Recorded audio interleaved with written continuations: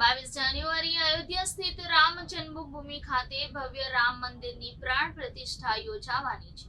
આ ઐતિહાસિક ક્ષણની સૌ કોઈ દેશવાસીઓ આતુરતાપૂર્વક વાટ જોઈ બેઠા છે। મંદિરના પ્રાણ પ્રતિષ્ઠાની ખુશીમાં અલગ અલગ સંસ્થાઓ, વેપારીઓ તેમજ શાળા કોલેજો દ્વારા વિવિધ આયોજનો કરવામાં આવી રહ્યા છે। જે અન્વયે સુરતની કલાર્પણ આર્ટ નામની સંસ્થા દ્વારા 11,111 સ્ક્વેર ફૂટની વિશાળ રંગોળી બનાવવામાં આવી છે। સુરતમાં કતારગામ ખાતે આવેલ કોમ્યુનિટી હોલ ખાતે કલાર્પણ આર્ટ નામની સંસ્થા દ્વારા રામોત્સવની ઉજવણીના ભાગરૂપે અદ્ભુત રંગોળી બનાવવામાં આવી છે। આ રંગોળીના માધ્યમમાં ભગવાન શ્રીરામની પ્રતિકૃતિ છે, જ્યારે તેમની ડાબી બાજુએ 14 વર્ષના વનવાસની થીમ દર્શાવવામાં આવી છે, જેમાં ભગવાન શ્રીરામ, પત્ની સીતા અને ભાઈ લક્ષ્મણની સુંદર પ્રતિકૃતિ રૂપે રંગોળી બનાવવામાં આવી છે। તેવી જ સેવક હનુમાનજીને દર્શાવવામાં આવ્યા છે। સાથે જ અહીં ભવ્ય રામ મંદિરની પ્રતિકૃતિ બનાવવામાં આવી છે, જ્યારે તેની નીચે રામ સેતુની થીમને રંગોળીના અલગ અલગ રંગથી ઓપ આપવામાં આવ્યો છે। રામ સેતુ બનાવવામાં વાનર સેનાનું ઘણું યોગદાન રહ્યું છે, જે વાનર સેનાને શ્રીરામ લખેલા પથ્થરો જોડે રંગોળી વડે ઓપ આપી રામ સેતુની ભવ્ય રંગોળી તૈયાર કરવામાં આવી છે। સુરતની કલાર્પણ આર્ટ સંસ્થાના આગેવાન અને મહેંદી કલ્ચરના ફાઉન્ડર નિમિષા પારેખના માર્ગદર્શન હેઠળ 40 જેટલી યુવતીઓની મદદથી 11,111 સ્ક્વેર ફૂટમાં આ વિશાળ રંગોળી તૈયાર કરાઈ છે।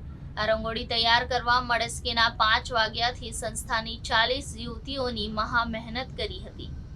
આ વિશાળ રંગોળીમાં ભવ્ય રામ મંદિર, રામ સેતુ અને ભગવાન શ્રી રામે વિતાવેલા 14 વર્ષના વનવાસને પણ રંગોળીની થીમમાં આવરી લેવામાં આવી હતી, જેમાંથી 1400 કિલો અલગ અલગ રંગોનો ઉપયોગ કરવામાં આવ્યો છે અને અદ્ભુત રંગોળી તૈયાર કરવા પાછળ 40 યુવતીઓને 16 કલાક જેટલો સમય લાગ્યો હતો।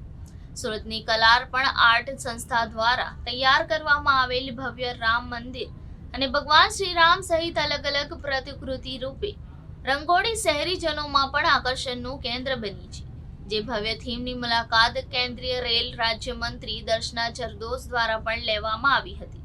દર્શના જરદોશે સંસ્થા અને 40 યુવતીઓની આ મહેનતને બિરદાવી છે અને તેઓને અભિનંદન પાઠવ્યા હતા। 22 તારીખે અયોધ્યાના રામ મંદિરના નિર્માણ પહેલાં સુરતની અંદર એક સરસ મજાનું રામમય વાતાવરણ ઊભું થયું છે। કતારગામ કમ્યુનિટી હોલ ખાતે આજે એક ઐતિહાસિક 11,111 ફીટની રંગોળી તૈયાર કરવામાં આવી રહી છે। નૈનાબેન પટેલ અને એની કલાવૃંદ સંસ્થા દ્વારા 40 જેટલી બહેનો આમાં સવારથી સાંજ સુધી અથાગ મહેનતથી આ સરસ મજાની રંગોળી તૈયાર કરી છે। એમાં રામના પોતાનું ચિત્રણ, સીતા, હનુમાનજી અને એની સાથે રામ સેતુમાં જે હનુમાનની ભૂમિકા હતી, આ બધા પ્રસંગોને વર્ણવીને ખૂબ સરસ મોટી એક રંગોળી બનાવી છે। રંગોળીની સાથે સાથે પોતાની ભાવના પણ વ્યક્ત કરી રહ્યા છે। સુરત હંમેશા નંબર 1 રહ્યું છે, સ્વચ્છતામાં નંબર 1 છે, fastest growing city of the world છે અને લોકો પોતપોતાની રીતે અહીંયાની માર્કેટો હોય, પોતાનું ઘર આંગણું હોય, આ બધાની અંદર દીપ પ્રાગટ્ય અને એની રંગોળીની સાથે ધજાઓ સાથે સરસ મજાનું એક વાતાવરણ ઊભું થયું છે।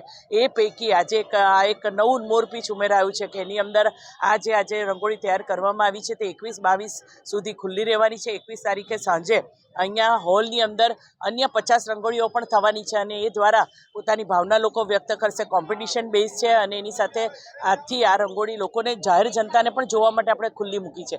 એટલે 21 અને 22 તારીખે સામૂહિક આરતી, સામૂહિક રંગોળી અને એની સાથે ભક્તિમય વાતાવરણ, રામના પ્રત્યેની શ્રદ્ધા વ્યક્ત કરવા માટેનો આ અનોખો પ્રયોગ બહેનો દ્વારા થઈ રહ્યો છે।